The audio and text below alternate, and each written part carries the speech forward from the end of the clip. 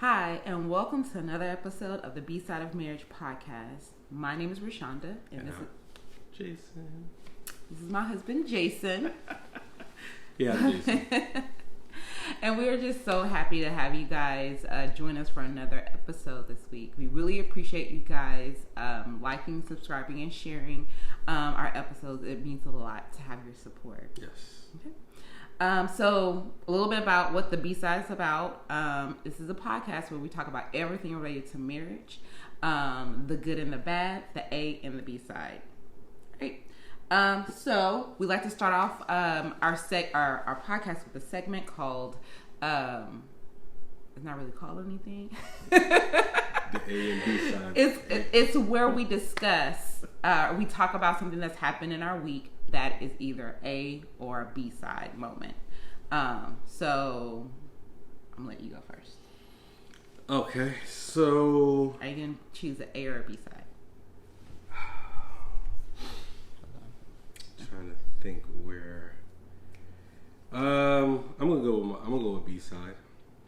Okay. So this past week has been a little rough for my wife. So I've been at work. So I would say every day I'm at work, I pretty much want to just leave and go home because the kids are pretty much on. I'm gonna say 2,000, maybe 20,000 because they was just all over the place. 2,000 times 30.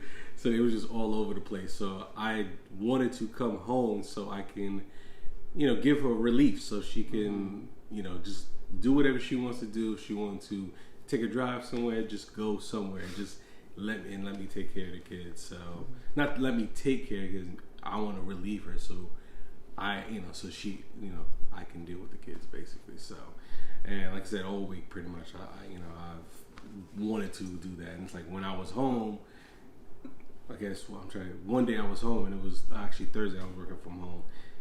They wasn't as on that high. It was probably about 1,000, but they wasn't that high. So I don't know. Yeah, I don't know why they act a fool like that when I leave, but just wanted to give her that relief that she needed before she called and said, "Y'all do what you want. I'm out," and just leave. Yes. So. Yes. Yes. Okay. Is that up? Yeah. All right. I'm actually gonna share an A side, having to deal with our community.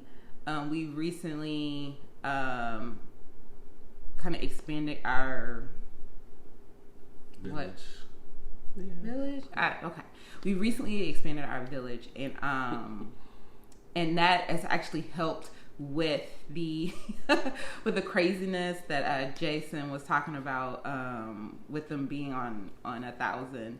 Yeah. Is that now they have friends that are really close, like in proximity to where we live and in age. Yeah. So what us moms have been able to do is just get together and allow the kids to burn it off. Yes. Play with each other, annoy each other versus annoying us. And so it's given us a chance to be like, okay, let's resettle, and then being able to come back. So that was really good, especially with it being a long weekend. We were able to do that, and so that kind of kept me level set. Because it's weird because it's interesting that we found friends who also have not strange, but have demanding work schedules. Yes. So for them to be able to understand, like they truly understand, what I'm going through, and then so that all the kids get together, they just do their own thing. So no, that's good. Anything else? No, I think I got everything. Okay. So let's just jump into today's topic, which is around decision fatigue. So this is something that I struggle with a lot. And I think it might be more so on a mom or the wife side of things, because women just tend to have are supposedly built to be caretakers, and because of that we tend to make a lot of decisions. So I looked up what the definition is for decision fatigue, and it is the idea that after making many decisions, a person's ability to make additional decisions become worse. It's also called like ego depletion.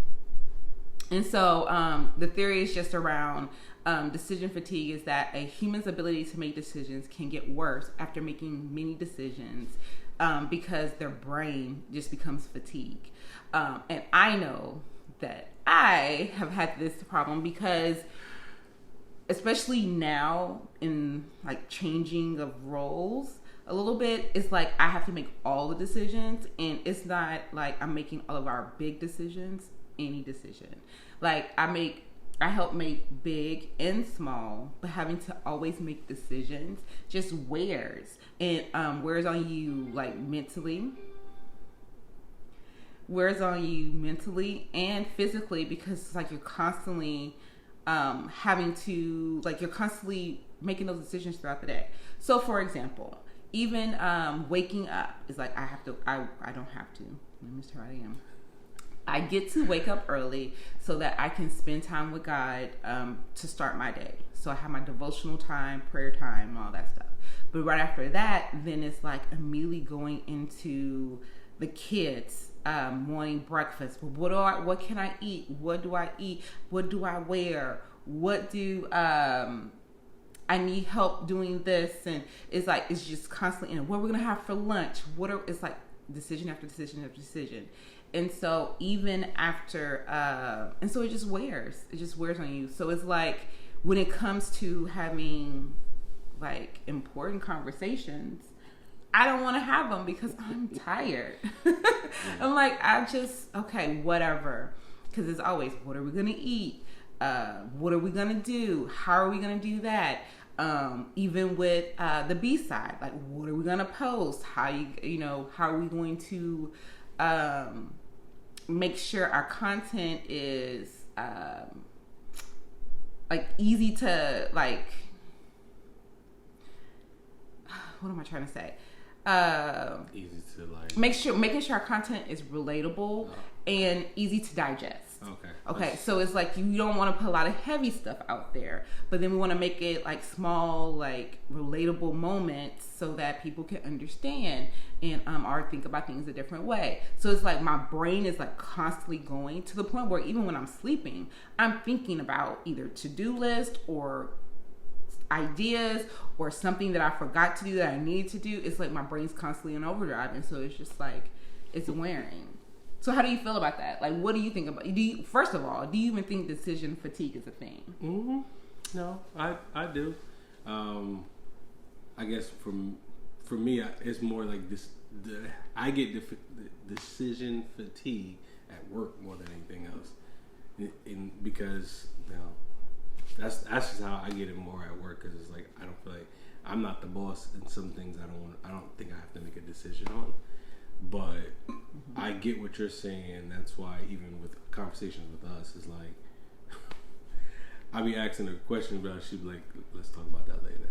And I'd be like, at first I'd be like, and then I'd be like, "I'll just leave it alone," because I know it's causing you to have think about something else that you probably wasn't thinking about. Yes. And have to make a decision on. So that's why it's like I get it, and it's like one thing about me, I get a lot of ideas. I always get something in my head. And when I do it, I always want to put it down and tell her before I forget it. So a lot of times I'll be throwing stuff at her, and I get that she's like, because everything she's doing, if it's about school, if it's about B-side, if it's with the kids, like she's pretty much on all the time about making a decision. So I get it. And yes. Yeah. So let's talk about how decision fatigue affects our relationship. Okay. So, because I know a lot of wives, you can relate, that even when your husbands try to take some of the weight off of you, they tend to, I'm trying to see how, they tend to just still, say it. They still tend to have like come to you for like the specifics, to the point where you're just like, forget it, I'll do it myself. For example, like, have your husband ever gone to the grocery store and you like, oh babe, I need you to go pick up, I don't know, let's just say some milk. No, say lasagna. Okay, that's so random. I'm just saying, because the last time. Oh, well, okay, yes. That's why. So, that's a great example. Okay, so we had gotten into the pattern of, okay, what we're having for dinner. So to make it easy on me, so I wouldn't have to cook and do the whole grocery order and all that stuff, Jay volunteered to go to the store to pick up frozen lasagna. Yeah. Okay. Well, when he gets to the store, he's like, well, what kind, what brand? Now, and this is the reason why, because I didn't see the one that we normally buy. So that's why I was like, okay. Because they didn't have, I guess, the brand that we normally get. So I was trying to literally find the one. I couldn't find it. So I was like, okay, I don't know which one she wants. So that's why I was like, well, let me just send you a message. Yes. So we start off with a couple of text messages, like what kind or what brand, and he knows I don't really care for ricotta cheese, so I was like, well, just anything that doesn't have that, like, as the base, right? And then he's like, okay, let me FaceTime you, because these are the two, and I'm like, babe, just pick something that doesn't have ricotta cheese in it, and we're going to eat it. It doesn't matter, because basically it's just for me and him anyway. Yeah. So I'm like, just make a decision. I don't care. Just get something. And then he's like, okay, well, it doesn't look like what we normally. I appreciate it, but I don't care. And then it's like, oh, well, what size? Do we need the family size, party size? But see, that's the point. That's part of it, because I thought, yeah, we don't. It's just for us, because we used to get it should be for us and then our mom. Mm-hmm. So then it's just me and her. So I'm like, we don't need the family size. That's a lot. So that's why I asked the question, because to me that makes sense. But I know it's another decision. But see how you just rationalize why you thought what size was better. You could have did that at the store and just brought something home. But I didn't want and we would have just ate it. I didn't want her to be like, but why'd you thought... No, but I didn't want you to be like, why'd you get the family size? Then I'd be like, see? Like, that's the reason why. Because we always get the family size, so I didn't want to get the smaller one. Then you'd be like, why'd you get the family size? And be like, okay, so that's... But either way, we would have eaten it until it was gone. No, we would have, yes. So... If you would have got too big, we just would have eaten it for more days. No, you're right. Versus less days. You're right. And so that's the deal. It's like, why? I appreciate you wanting to make like every decision like a partner decision. But sometimes I just need you to do. Like, I trust you. That's just like, I trust you enough to be able to make. Keywords, he said enough. Okay, keep going. I trust you enough to make the decision about the lasagna. Okay. And there's certain things that I will be like, hey, you decide. Even on like content, like content posts, whatever. I'm like, hey, if that's what you run with it. Yeah. But then it's like, well, can you do this? And then what about? Are you sure? And I'm like, but I just want you to do it. Yeah. With content, that's. Yeah, I need an editor when I write stuff, because sometimes I stay on track, sometimes I veer. So that's why I need. Well, and that's fine. Yeah, I'm fine being, because that's how our relationship works. I tend to have to edit. No, that's true. I tend to edit what you have to say. That is true. That's a good. So I'm fine with. So I'm fine with that role. But then it's like, sometimes you want me to create the content. Like, you're like, here's the idea I have. And then I just sit there and I wait. Mm-hmm. And if you don't say anything else, I'm like, okay, well, I guess he's done. He's still processing it. But then you're like, oh, so you didn't like that idea? And I'm like, oh, I didn't know. You wanted me to like create it. No, I got you. So... I'm sorry. Well, I mean, it's just, like I said, I know we're not the only ones. There's a lot going on. I mean, and it's just the dynamic, like I said, because wives tend to be the caretakers, so they have a lot of decisions to make. So it's like when you then have to do or make big decisions, you're just exhausted. Yeah. Hold on. I thought I turned it off. Okay. So then when it comes to making big decisions, you don't have the energy to make it, or you just don't want to make the big decisions. Sometimes what I find myself doing is just like feeling that I put unnecessary pressures on myself, because I feel like if I'm needed for every decision, then I'm in it by myself. And so then I revert back to my independent woman days. You don't need nobody. Well, not that I don't need anybody, but it's like it's up to me. So then I prioritize what I think I need, like the decisions that I need to make, and I figure out how I'm going to tackle things, and I just do what's best for me. And so it's a lot of, as you can see, it's a lot of I in that situation. Yeah. And so that's why and then I create separation between me and you, because I'm like, I feel like I'm the only one that needs to do it. So you just go ahead and you do, you take care of what you want to take care of, and I got the rest. Yeah. And then that's just like extra stress and just stuff that you're carrying by yourself. Exactly. Yeah. Unnecessarily. Yeah. Right. Another thing that happens when you're suffering from decision fatigue is that you just impulse buy. Like, it's just like, okay, I don't want to make a decision. The first thing I see, yep, I need it. Yep, I got it. Yep, we're just going to I'm not going to think about it. Like, I'm not going to think, is this the most beneficial? Yeah, it's like, is this the most beneficial? Is this the most reasonable thing to buy? No. Yeah. I don't want to make a decision, so the first thing I see, the first thing I get. Yeah. Or, I don't want to make any decisions. We're just going to go eat out.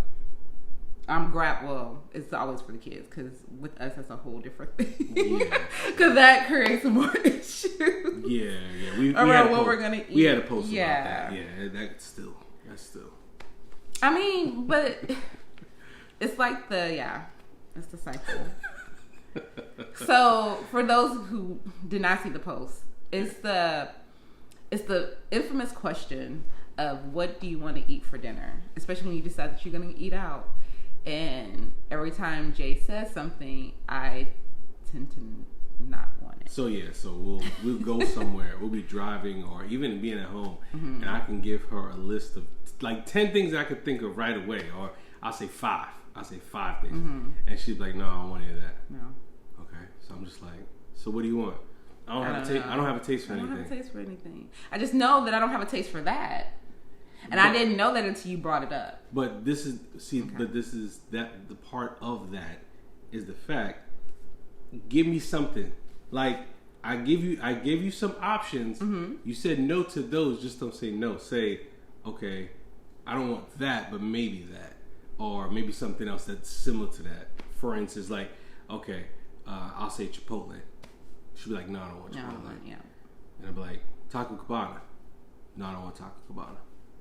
Chick-fil-A. And I'll just keep going down what I'm thinking, and she's like, no. So I'm just like, so I'm not getting anything back, so I don't know. Like, for me, I don't say I'm a garbage disposal, but I'll eat whatever. I don't have a taste all the time for stuff. So for me, it's like, just tell me something that you want to eat, because there's tons of food out here. I just don't know, like I said, because for me, my go-to, I'm gonna tell you right now, my go-to is, I'll go get me some boneless spare ribs. No, she don't always want that. Like, I can always eat that, because for me, that's something I used to eat in New York. So if she doesn't have an idea, I'm like, okay, I'll go get boneless spare ribs. But I know she don't want Chinese food. So I'm like, okay, when you figure, like my back in the day, what I used to say, you figure it out. We'll go home. I'm gonna make a sandwich. I'll be good. That's literally how I used to take him. Like, to your face. Yeah, I used to be like, we're going home. Because you're not telling me anything. Mind you, we're like driving home, passing all these different things, and she don't want none of it. So I'm just like, how am I supposed to help that? Because I'm not a mind reader. Well, because usually what I want is nothing that is close to us. Then say that. Then say that. That's like it's and again, if that's what you want, I don't care. I'll go get it. Like you probably will bring something up and be like, you know what, that sounds good. I ain't had that in a while, and I will go. I will go and go get it because I didn't think about that. I'm thinking about either local spots or something that we haven't had in a while. So like we haven't had any Mexican in a while. I'll throw it out. I'll throw out the different Mexican restaurants. So. Okay, so as y'all can see, this is still something we're working through. Yeah. Even after 12 and a half years. Oh yeah. Oh yeah. Oh, that's funny. But yeah, so this impulse buying. Oh, and then my fave, because this is me. I'm a procrastinator. So one thing, I just won't make a decision. I'll be like, you know what? I'll do that later. I'll do it later, and just I'll avoid it for as long as I can, and then I'll have to make a decision. Because it usually circles back to, oh, well, what did you decide on that? Or did you do that thing? And I'm like, oh, no. And then I'm good for her asking me to make a decision on something, and I forget about it. So then, because I forgot about it, she's not going to remind me because, like what she just said, she'll procrastinate. So she's not going to remind me, and then I'll just be like, what was it that you asked me to do? And then it kind of brings back the circle. Okay, that's a great example. Okay, so when you feel like you're making all the decisions and you give something away, like not give something, but you be like, okay, babe, you're gonna take care of this. If I keep reminding you, I feel as though I could have just taken care of it myself. Agreed. And also, I don't want to come across as nagging. Okay. Because if I ask you, babe, can you take care of that, and you say yes, I don't then want to be like, okay, well, there's two ways I can do it. I could be like, great, I need you to handle this by X date or X time, to provide more guidance on and less anxiety on myself, or I can just keep reminding you, and then you're gonna be like, I just want you to leave me alone. I said I'll take care of it. So I'm trying to avoid, so this all goes in my head, right? So I'm like basically planning out this conversation in my head on top of all the decisions that I have to make and all the things I have to do. So that's why I'm just tired. I'm like, you know what? Whatever. So what I've learned, and I've also learned, because Jason does not like to be micromanaged.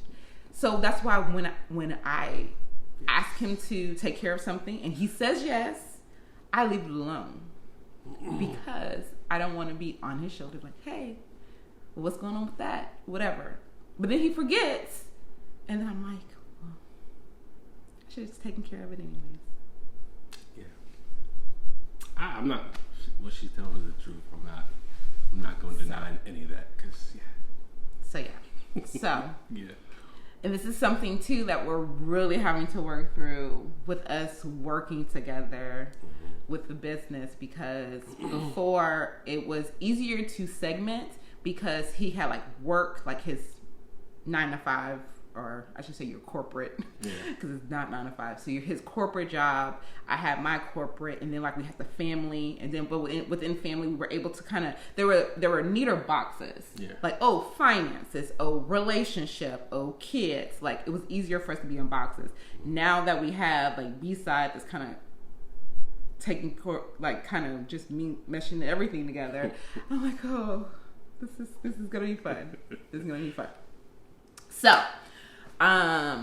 that's what decision fatigue kind of leads to. So I guess let's talk about how we can combat this and not feel like we have to succumb to decision fatigue or decision fatigue. Okay.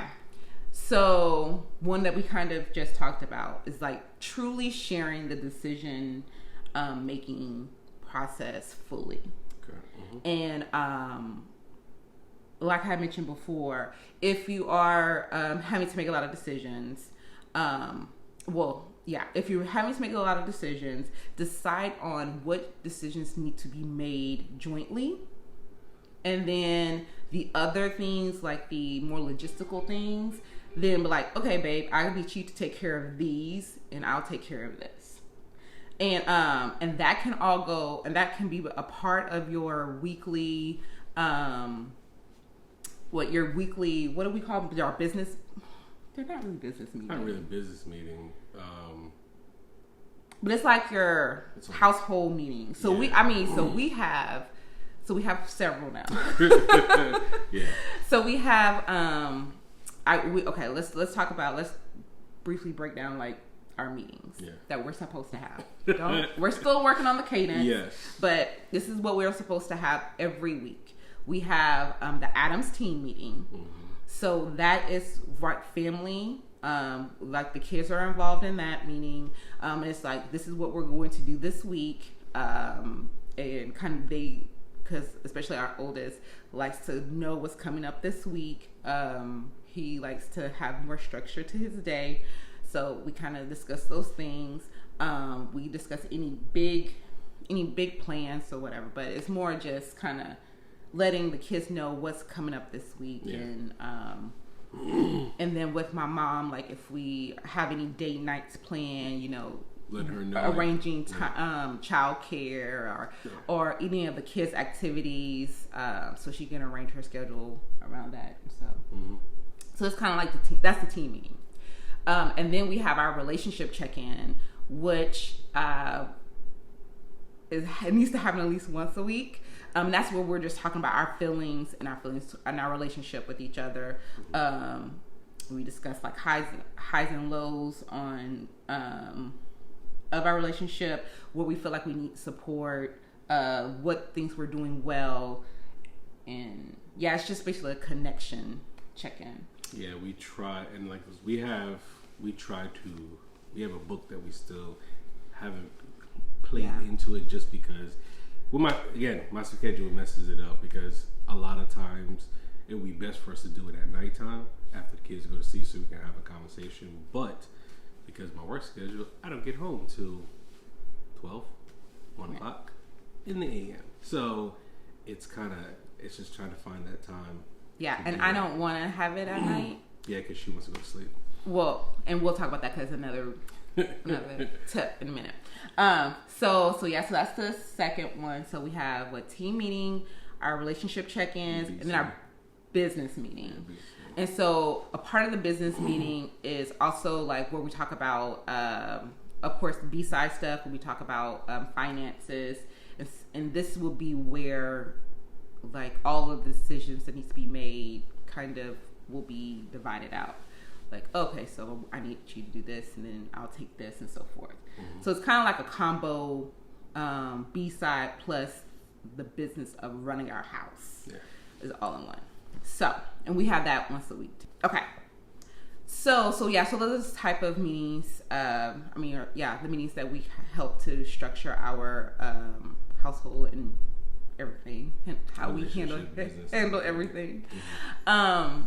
And so that's where you can have a conversation on, babe, I need you to take care of this, and I'll take care of that, and let go of it fully. If there's something that you need to have done by a certain date or a certain time, please share that at that moment, so you avoid the nagging or the frustration, or I shouldn't say frustration. So like one of the things that I'm doing now that I'm trying to do better is, as we have these conversations, that I put stuff in my phone, but I have like a thing called tasks through Google. So I try to put stuff in there and then put due dates on it. And the thing is, it'll remind you on your phone, so it's not something like you just put it in your phone and then set it and forget it. I try to put some dates into those things, so either it reminds me that I need to do it, or it tells me today's due, so I can actually get it done. Again, still working on it. I'm not saying I'm all there, but I'm still trying to get that better. So yeah, and that's a good tip, especially for those who are not planners, who are not as structured as others. So that's a good thing, good tip to give. Also, okay, so another thing to do to combat decision fatigue would be to try to make the high priority or the more important decisions earlier in the day. So this goes back to the conversation where I don't really want to have our relationship check-ins at night, because I've been making decisions all day. And so when this is a very important conversation to have, and I don't want to shortchange it because I'm tired.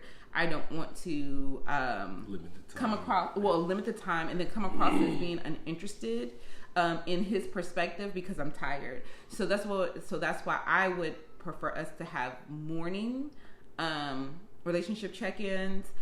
It's just hard in the summer because when the kids are like, hey, it's breakfast time. The sun's out. Let's get going. They just be busting in the door. And it never fails. Whenever we're trying to have a conversation, whenever we're trying to just have any alone time, here they come. Yeah.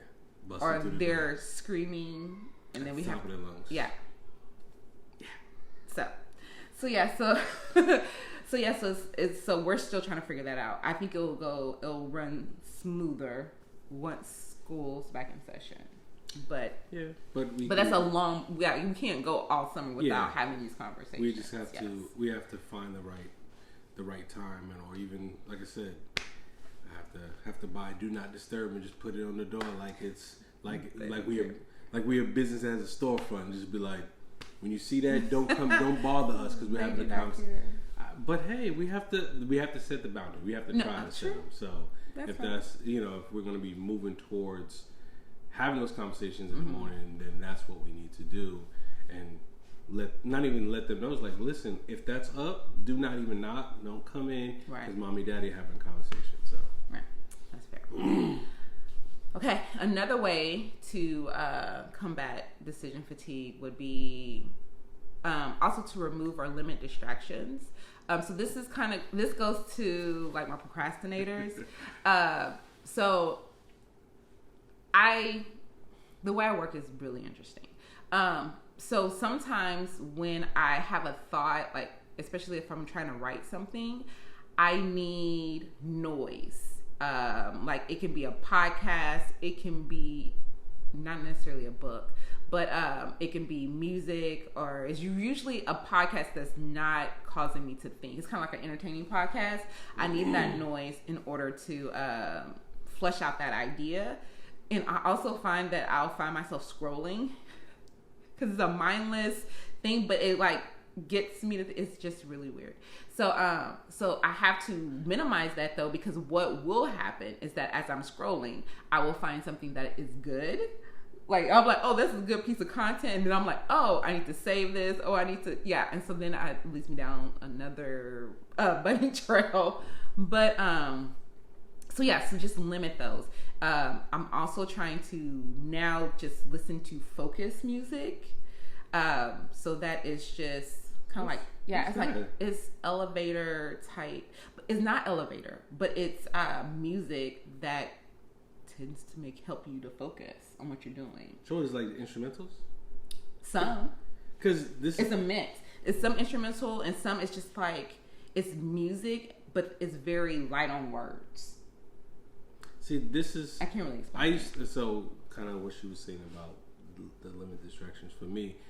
One thing that I do, because I can't listen to podcasts at work while I'm doing something. I can't listen to music because if it's weird, my brain starts to like I get off focus of what I'm doing because I'm either focusing, listening to the song, the words, or singing. So I can't. So that's why you need to listen to focus music. And that's why I never heard that. So because what I do is literally I put a TV show on. I'm not even looking at it. I just have it in the iPad is over to the side. I'm not paying attention to it, but I can have some whatever random TV show that I really don't pay attention to, and I do my work. But if it's a podcast, like for me, I'm a big note taker. So if I'm listening to a podcast, something gets me, I'm stopping what I'm doing. I'm pausing and writing all the thoughts that I'm getting to it. So it's hard for me to always listen to podcasts.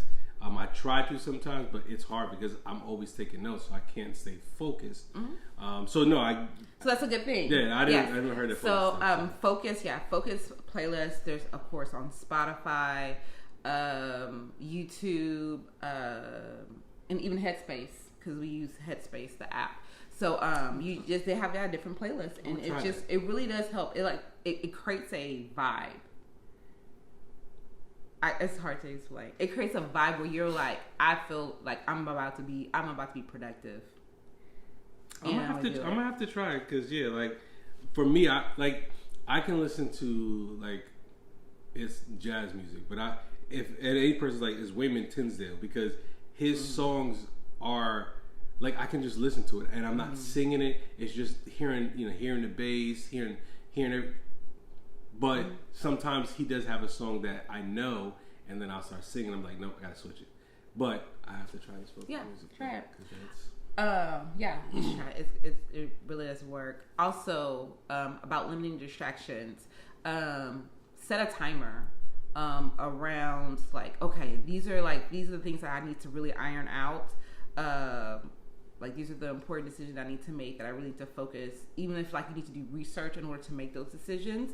But like, okay, I'm spending the next 30 minutes researching for this one decision that I gotta make. That way, I'm gonna set your timer, and then that way, when it goes off, it's like you can feel like you actually achieved something. And that's one thing that's off of your plate. That's good because I'm like when I'm doing content, it's kind of hilarious because my mind be on one thing, I'm doing it, and then I'll be writing something like, wait a second, let me do some more research, and then something else from that, looking at the more research, it triggers something else. So I open up another note, and I'm writing that. So that's why I was like, would you say that makes sense? But that's like you have like this is within the next 30 minutes, I'm focusing on whatever. So one big decision that we've been having to make is around a standby generator for our home. So it would be like, okay, for the next 30 minutes, I'm going to do research on, or if it has to be an hour or whatever, but set that time. Like, I'm only going to be focused on this one thing during this time. For me, when I was getting ready to plan the summer, I was like, okay, I'm giving myself 30 minutes to find free activities that would keep the kids busy. Okay. So I set the time to so yes, you need to be very specific when you're setting that time so that you don't do what you tend to do. Like, oh, you start thinking about this or you research any because, Big Brother's always watching and listening. Then something pops up and you're like, oh, I do need this. Oh, the kids will need some new no. So yeah, so be very specific in that timer, set it, and then just focus on that during that time. Also, I'm a huge component of this tip of automate as much as you can. Automate. Minimize the number of decisions that you have to make. I love it. So that includes your meal prep. That includes the kids' wardrobes, even your clothes. Like, minimize the amount of decisions that you got to make. So, which I might take it a little too far, but hear me out. Okay. So each kid has a wardrobe sorter, I guess you can call them. It's a thing that hangs in their closets that has a bin, basically. A bin, yeah. A bin for 5 days. So I only do it for during the week. It's a bin. But then she bought some things that she puts tag that has the days of the week on it. So I label them. It's not a bin that has all that. She actually bought the bin and then added. I want to be clever because people are like, where's that? They're going to try to find it. I want to make sure they get that. Okay. So it's a wardrobe sorter. All I did was make labels for the days. But what it has is each day, Monday, Tuesday, Wednesday, Thursday, Friday, and every Sunday I would go in and pick the kids' clothes, and they'll already know. So every day they already know what they're going to wear. During the school, summertime, very relaxed. And then if they ever complain about something that I've picked out that they do not want to wear, because I do have a diva daughter, then they're responsible for picking out their own outfits every Sunday and putting them in, because you're not going to critique my outfit if you didn't put in the work, okay? So we have that. Also, in the summer, what we've done is every day there is for lunch, they know what they can have, and if they don't want to have so let's just say Monday is chicken nuggets and carrots day or veggie day. If they don't want that, then guess what? they have to figure out what they want and they have to cook it, because I'm not going to be making different meals when they already know what's on the board for lunch. Just like this past weekend. Yes, yeah. We had a little situation like that. So son we made homemade pizzas, made the dough, and the kids get to make their own pizzas. Yes. So put whatever the toppings on. So our youngest made his own cheese, put it in the oven, took it out. When he's ready to eat it, I don't want this. What do you want? I want cheese pizza. So you got cheese pizza in front of you. So he went to bed with no food. Couldn't watch the movie. And to be fair, he's very picky. He's our pickiest eater. But yeah. So we have that situation. What else? I try to meal prep for us as well. So I set our meals for dinner and lunch. Yeah. So I meal plan. Sorry, I said that wrong. I meal plan for our dinners. I meal prep for our lunch for the week, and that way I don't have to think about it. I already know Jay has his lunch or dinner, depending on what his work schedule is like, and I already know what we're gonna make, and I've already grocery shopped for that week. Yeah. So this also is a great for staying within a budget as well. So I do that. What else do I automate? I'm trying to think. I try to automate as much as possible. Paying bills. Oh yeah, well that's a given. Yeah, yes, if I can automate a bill, it is done. Because that's the last thing I need to know. Did I submit that? No. No. Yeah, it's a decision. That's why I thought about it. Well, yeah. No, you're right. I definitely. That was the first thing I could do. Yeah. What else? Let me see. I don't know. I'm trying to think. Automate our posts, so that's not something you got to think about. Well, yeah, we're still working on that, but yes, I know, but automate. Yes, I automate as many posts as I can. I know. I'm trying to think. Clothes. So I try to work out. Oh yeah. A lot, but it doesn't always work out. Y'all keep me in your prayers.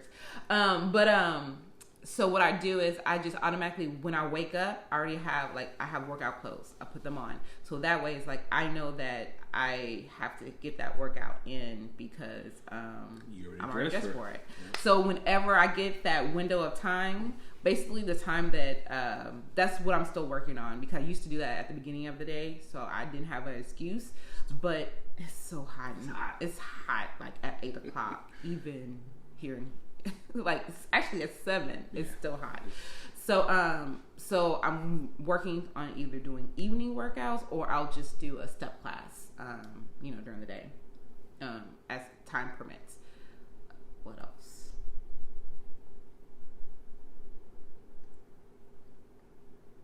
I think that's it. Oh, sorry, I can't think of anything else decision wise that you would kind of need to automate.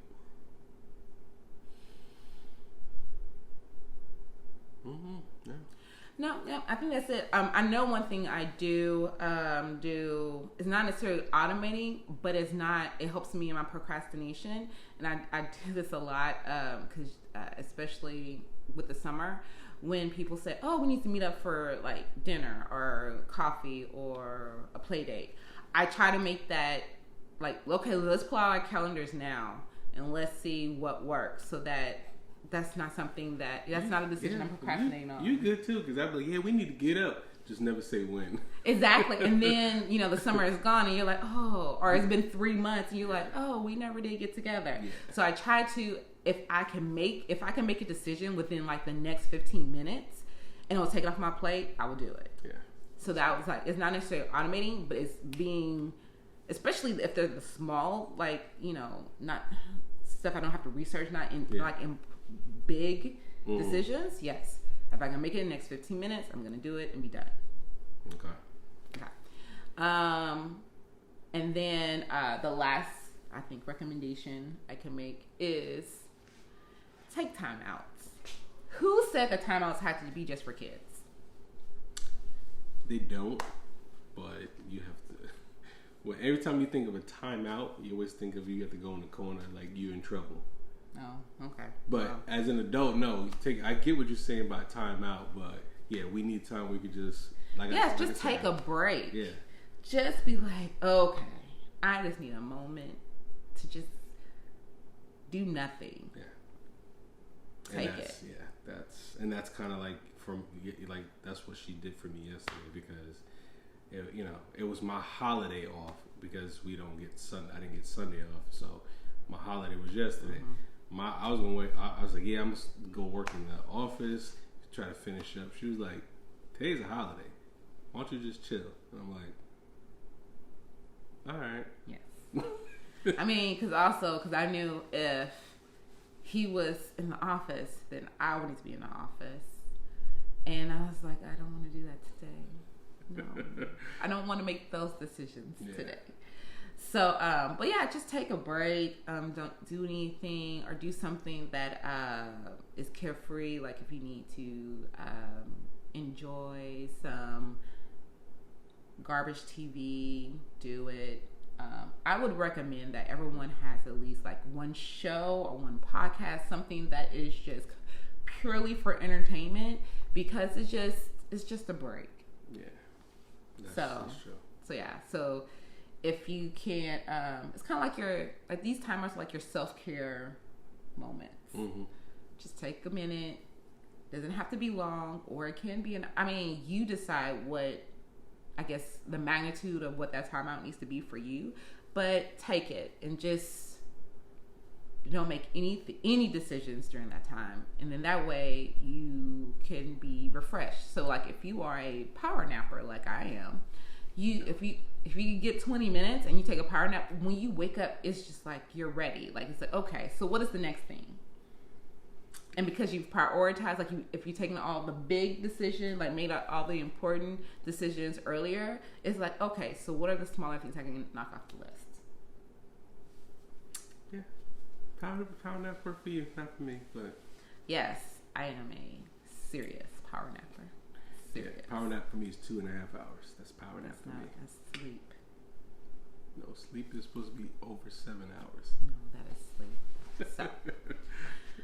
Okay, so anything else you have about decision fatigue? No, I'm not gonna lie, learned some stuff today that I know I need to do better on, so I can help you even more, because I don't want you to get to the point where you are just like, forget it, I'm done. Like, I don't want that, so I need to.